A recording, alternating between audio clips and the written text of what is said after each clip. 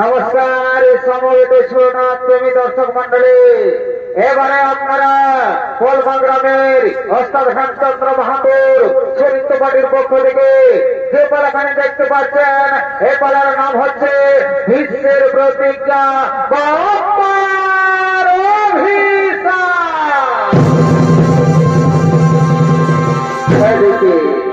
এদিকে সুমেরু পর্বতের উপরে মহামণি বৈশিষ্ট্যের অতি মনোরমা আশ্রম, সেই আশ্রমের আকর্ষণীয় কেন্দ্রবিন্দু ছিল দিব্যগাভী নন্দিনী।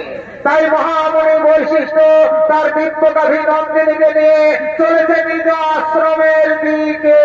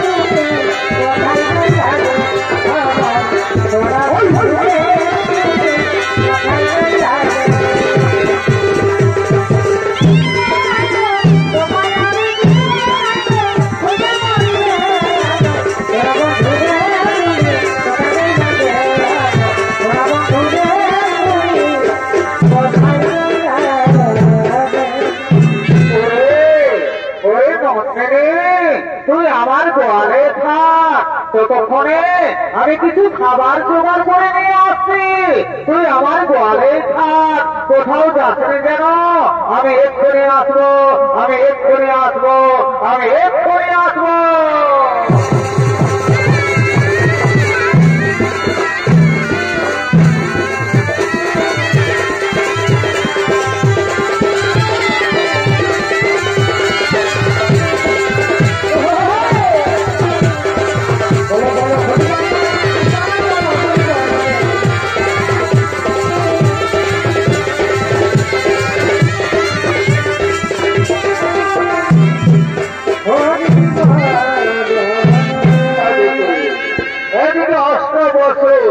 অর্থাৎ অষ্টমণিগণ তারা চলেছে মহামণি বৈশিষ্ট্যের অতি মনোরম আশ্রম দর্শন করার জন্য সুমেরু পর্বতের দিকে।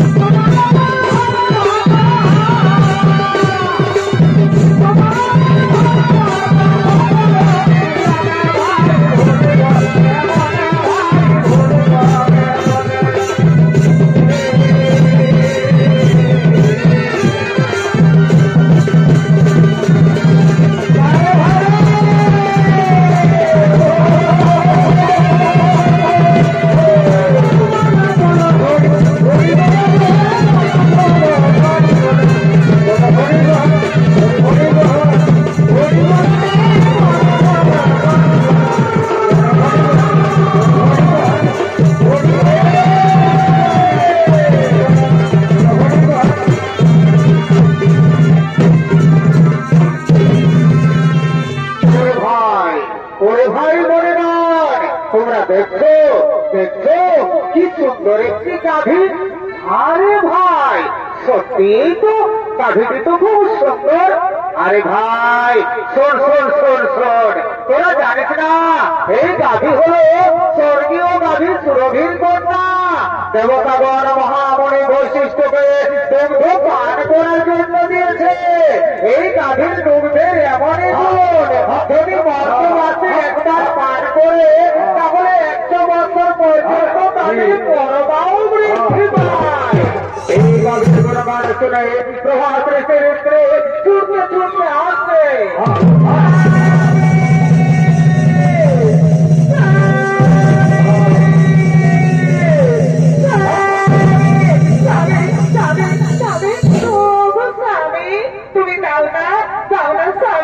তুমি আমায় এই গাভীটি হরণ করে দাও। এই গাভীটির আমার ভীষণ প্রয়োজন। আমি আমার প্রিয় বান্ধবীকে এই গাভীটি উপহার দেব। দাও দাও স্বামী দাও, তুমি আমায় এই গাভীটি হরণ করে দাও। না প্রিয় না, এই গাভী আমি হরণ করতে পারবো না। তাছাড়া আমরা মনে ঋষিগণ এই গাভী হরণ করে আমরা কি করবো? স্বামী তুমি জানো না ওই মর্তলাতে ঈশ্বরাজার কন্যা বিন্দুবতী আমার প্রিয় বান্ধবী, এই গাভীটি আমি তাকে উপহার দেব। দাও দাও স্বামী দাও, তুমি আমার এই গাভীটি হরণ করে দাও। ওরে ভাই মনিগণ তোমরা বলো আমি এখন কি করবো? শোনো শোনো প্রভাত ঋষি, তুমি কি করবে সেটা আমরা বলতে পারবো না, তবে এটা আমরা বলতে পারি এই গাভীটিকে তুমি হরণ করো, তাহলে মহামণি বৈশিষ্ট্য আমাদের কাউকেই ছাড়বে না।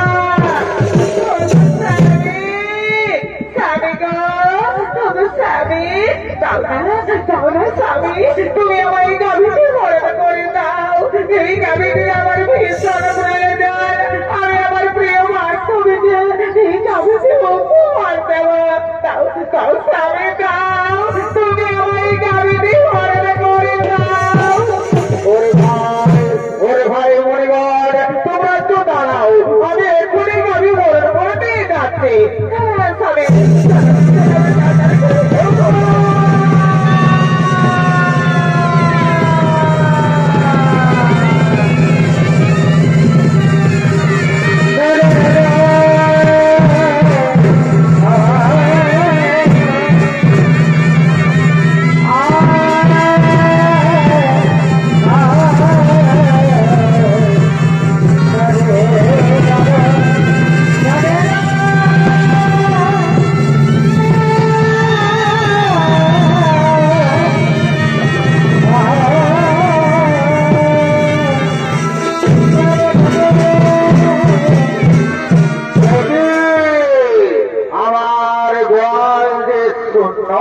কোথায় গেল আমার দিব্য গাভী নন্দিনী? আমার গাভী নন্দিনীকে তো দেখা যাচ্ছে না। নন্দিনী নন্দিনী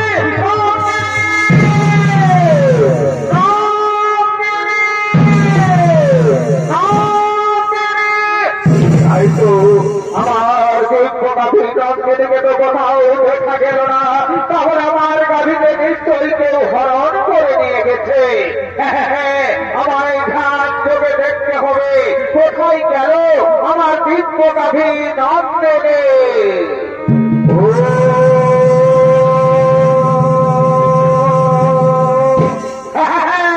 বুঝতে পেরেছি অষ্টবসু তোমরা এসেছিলে আমার অতি মনোরমা আশ্রম দর্শন করার জন্য।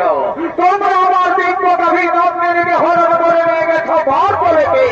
যাও আমি তোমাদের অভিশাপ দিচ্ছি, বর বলে মানব বলে জন্ম নেবে তোমরা।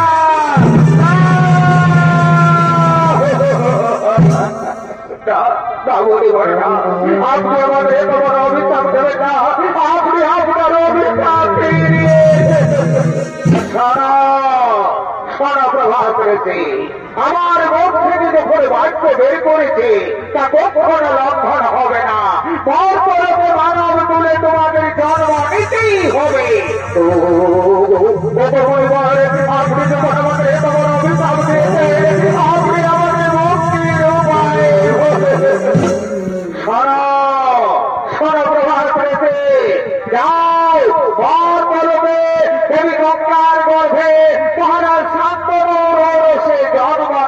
তোমরা, আর বাকি 7 জন রয়েছে যারা তোমার সঙ্গে ছিল, তাদের অপরাধ একটু কম, তাই তারা জন্মের পরে ভক্তি লাভ করে ফিরে আসবে এই গোলকে। আর যেখানে তুমি তোমার স্ত্রীর কোথায় আমার বিপদে হর করে নিয়ে গেছে ভর করবে, সে কারণে তোমাকে তারা হবে ভর করবে। জন্মের সময় তোমার নাম হয়ে দেবব্রত, বড় করে তুমি শীতল প্রতিজ্ঞা করার ফলে তোমার নাম হবে ভীষ্ম। আমার আশীর্বাদ, আমার অভিশাপ।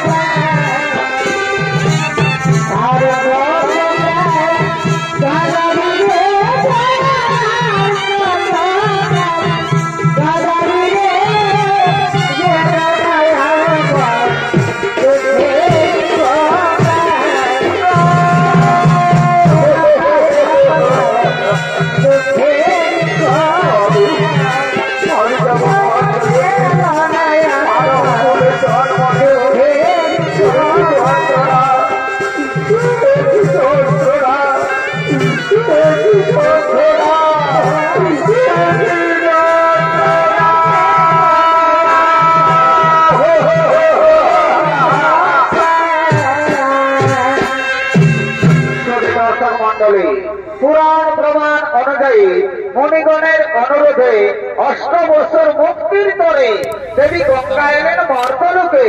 দেবী গঙ্গার গর্ভে মহারাজ শান্তনুর ঔরসে জন্ম নিলেন 8 বছর। 8ম গর্ভে জন্ম নিলেন প্রভাস ঋষি। জন্মের সময় তার নাম হয় দেবব্রত, পরক্ষণে তিনি ভীষণ প্রতিজ্ঞা করার ফলে তার নাম হয় ভীষ্ম।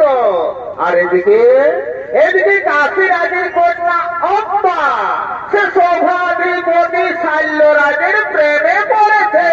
তাই শোভাধিপতি শাল্যরাজ অম্বার সঙ্গে দেখা করার জন্য চলেছে নির্জনে।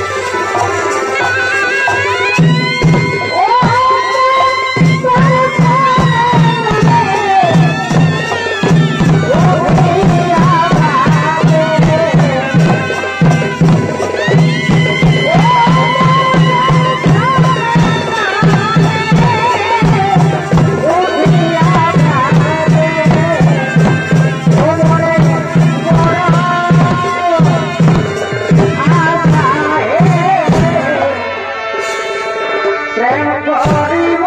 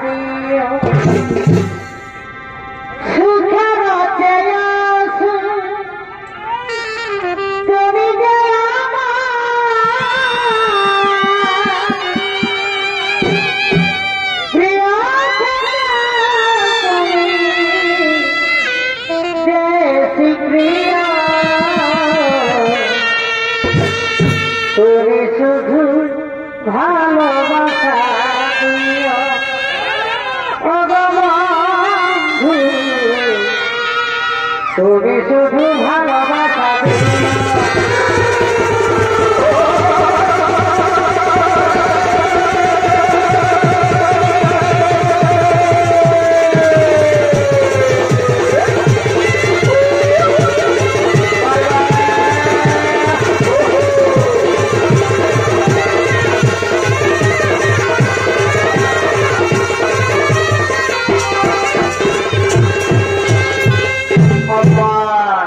এখানে আসা আমার অনেক দেরি হয়ে গেল আম্মা। আমি আর এখানে বেশিক্ষণ দেরি করবো না, আমার তাড়াতাড়ি রাজসভায় যেতে হবে। তোমার আমি ওইখানে বেশিক্ষণ দেরি করবো না, আমার তাড়াতাড়ি গৃহে ফিরে যেতে হবে। আম্মা চলো তোমার আমরা ভিতরে গৃহে ফিরে যাই, আগামীকাল আমাদের তো আবার দেখা হবে।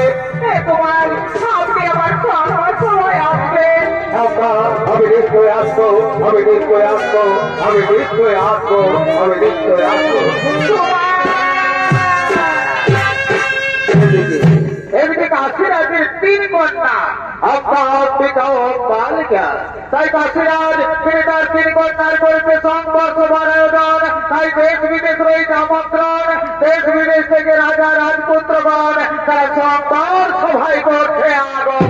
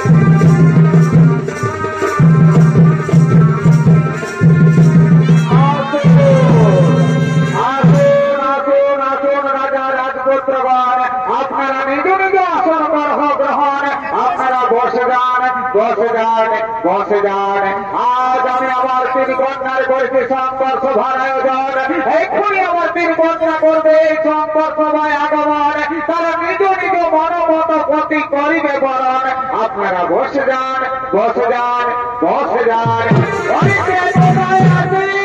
তাড়াতাড়ি করে আমার 3 কন্যাকে সংঘর্ষ সভায় নেয়া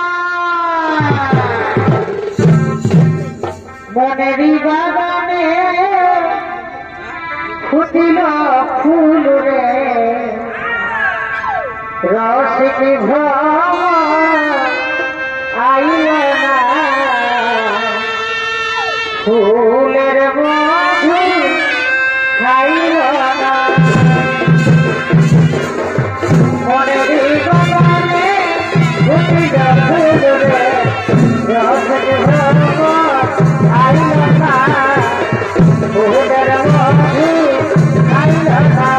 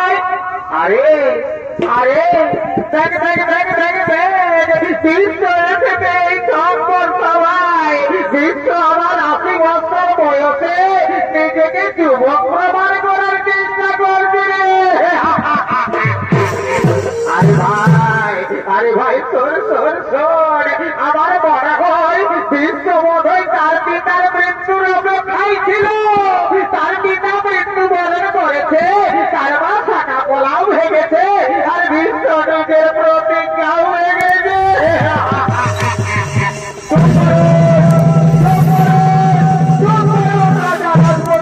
আপনারা সকলে চুপ করুন। আমি নিজে বিয়ে করার জন্য এই সম্পর্ক সভায় আসবে, আর এই সম্পর্ক সভায় থেকে বাবু বলে তিনি কন্যাকে হরণ করে নিয়ে যাবো হস্তিনা রাজপ্রাসাদে। আমি আমার ভাই বিচিত্র বীরকে রানী বানাবো। বাধাই বেরোয় থাকে গেল সত্যি, তাহলে বিশ্বের সম্পর্কে এই বিশ্বদেব এই সম্পর্ক সভা থেকে আমার দীর্ঘতারে বলি হরণ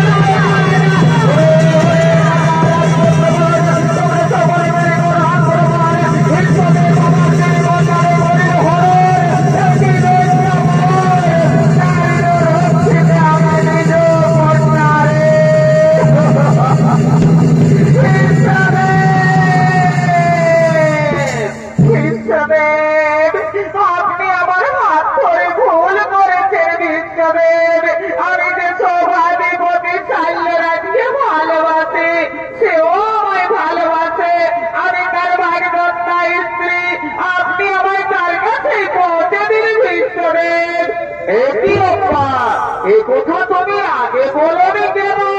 ঈশ্বরের অনুগ্রহ করে আপনি যদি সেখানে বিরক্ত দেখাতে উপস্থিত না হবেন, তাহলে আমি মহারাজ শাল্যের গলায় মালা দিয়ে তাকে আমি স্বামী রূপে বরণ করে দিতাম। সেও আমায় ভালোবাসে, আমিও তাকে ভালোবাসে, আমি তার ভাগদত্তা স্ত্রী। আপনি আমায় তার কাছে পৌঁছে দিন বিশ্বদেব। চলো চলো আমি তোমার শাল্যরাজের কাছে পৌঁছে দেওয়ার ব্যবস্থা করবো। চলো চলো চলো চলো চলো। এদিকে শাল্য মহারাজ তিনি তার রাজপ্রাসাদে বসে রাজকার্য পর্যালোচনা করছে। কোথায় রইলে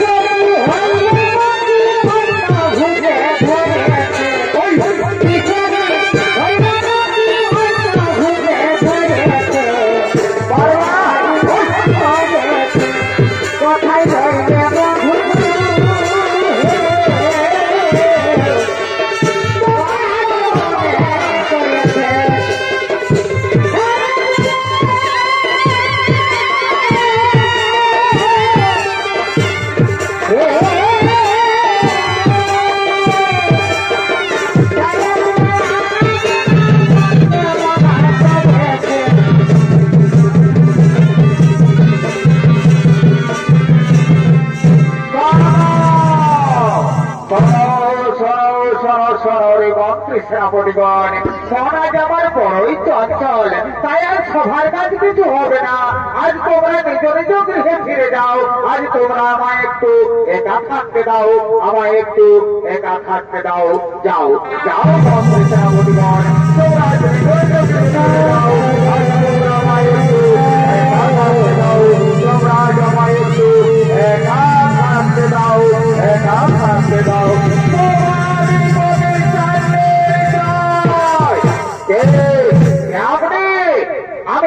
আমি হস্তিনানগরের মহামন্ত্রী, আপনার ভাগবতার স্ত্রীকে আমি আপনার কাছে এনে দিয়েছি মহারাজ, আপনি একে গ্রহণ করুন। আমি এখন আসি মহারাজ, আমি এখন আসি। অব্বা তুমি এসেছ? পারে স্ত্রী তো স্বামীর কাছে আসবে। আমি এক্ষুনি মনে প্রাণে বিশ্বাস করি তুমি আমার স্বামী। নাও, তুমি আমায় নাও, তুমি আমায় গ্রহণ করে কুমার। নাও নাও কুমার, তুমি আমায় নাও, তুমি আমায় গ্রহণ করো। সে হাত ধরে বিশ্ব তোমায় রক্ষা তুলেছে, সে হাত আমি আর স্পর্শ করতে পারবো না। যে মুহূর্তে বিশ্ব তোমার হাত ধরেছে, সেই মুহূর্তে তুমি ভ্রষ্ট হয়ে গেছে। তুমি উদ্দিষ্টা, তুমি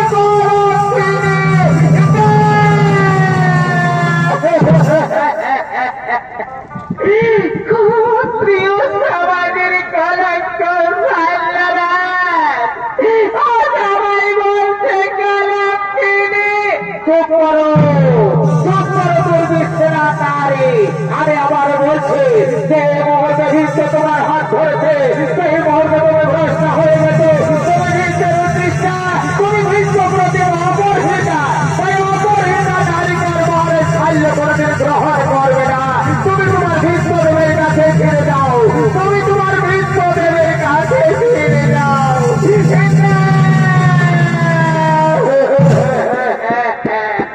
বন্ধু রে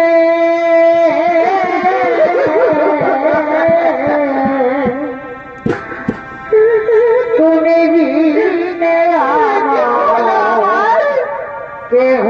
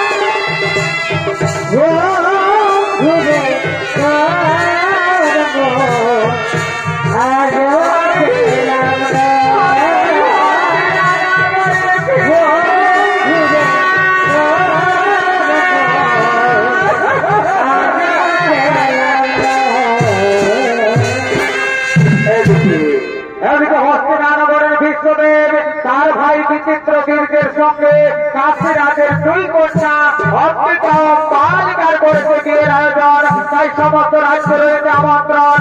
রাজ্যবাসীগণ মহানন্দে নিত্যদিন করতে করতে রাজবাড়ির দিকে করেছে গমন।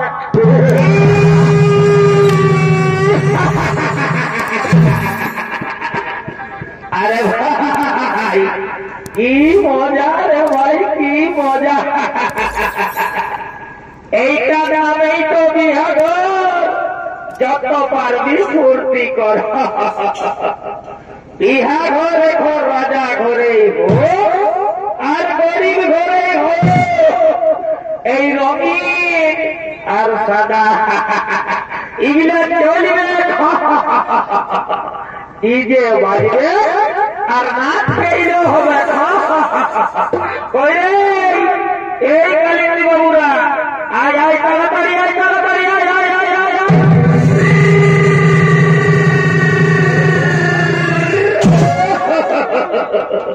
আরে ভাই বাজা বাজা বাজা, এইটাই তো বিহা ঘরের মজা। ঠিক আছে, ঠিক আছে। রঙের বাবা দেখে আমার মাথা ঘুরা।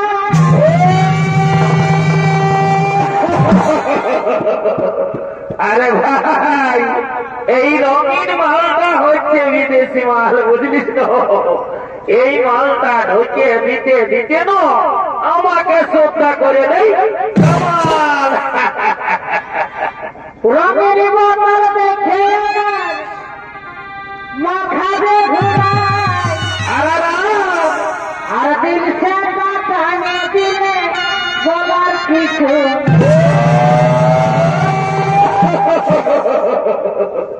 আরে ভাই এই দিল সে মালটা হচ্ছে আমাদের দেশি মাল, বুঝলিস তো?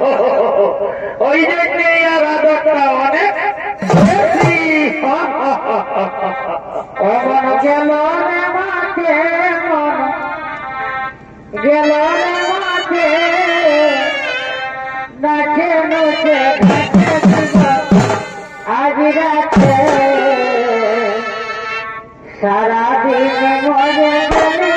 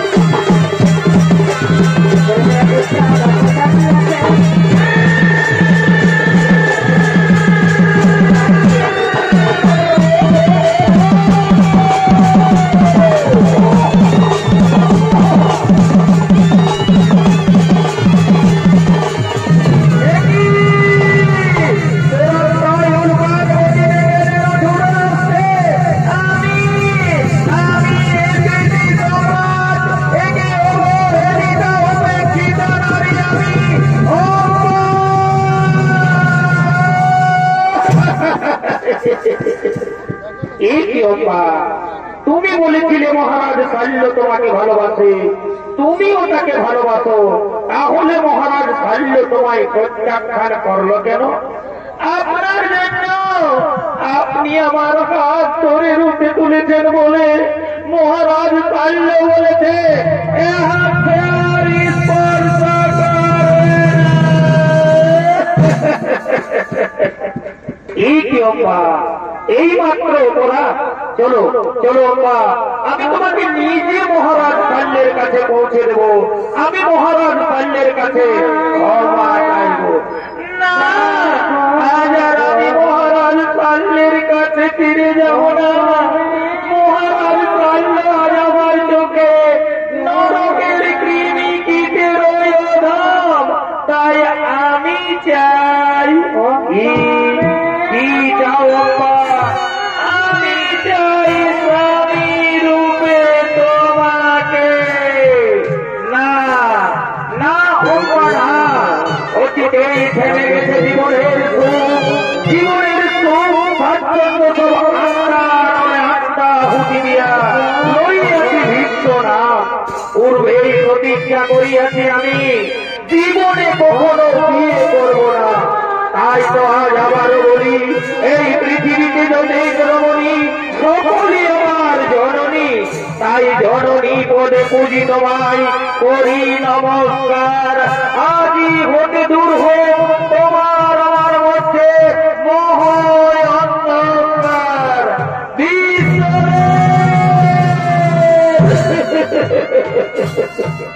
বিশ্বদেব মানিব না আমি, লইব প্রতিশোধ, করিব প্রতিজ্ঞা, জ্বলন্ত অগ্নিকুণ্ডে প্রাণ বিসর্জন দেব, পুনরায় জন্ম নেব। শ্রীকণ্ঠী রূপে আমি তোমায় কুরুক্ষেত্রের মাঠে দর্শন দেব, আর সেদিন হব আমি তোমার মৃত্যুর কারণ। তুমি বারে বারে জর্জরিত হয়ে যন্ত্রণায় চটপট করতে সজ্জায় লুটিয়ে পড়বে, কিন্তু মৃত্যু হবে না তোমার, তিলে তিলে মরবে তুমি। এখনো পারি অভিশাপ, তিলে তিলে মরবে তুমি। এখনো পারে অভিশাপ, তিলে তিলে মরবে তুমি। এখনো পারি অভিশাপ। না না অম্বা না, কথা আপনি ভাঙিবে না প্রভু, এই ভীষ্মের প্রতিজ্ঞা, কথা আপনি ভাঙিবে না প্রভু, এই ভীষ্মের প্রতিজ্ঞা, কথা আপনি ভাঙিবে না প্রভু, ভীষ্মের